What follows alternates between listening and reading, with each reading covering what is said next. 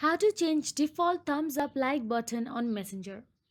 To change or customize the default thumbs up like button in your Messenger, you can follow these simple steps. First of all, open the Messenger app on your mobile device and go to a conversation that you want to change the thumbs up button of.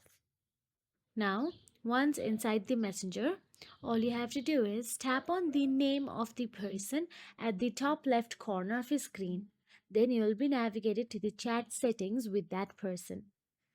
Once there, you can see quick reaction option available there. Simply tap on the quick reaction. Once you tap on it, a list of emojis will be available on your screen. You can choose any from them and tap on them and save it as your like reaction in Messenger.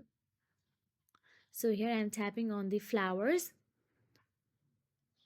Now you can simply go back to the chat and check if your quick reaction has been changed or not.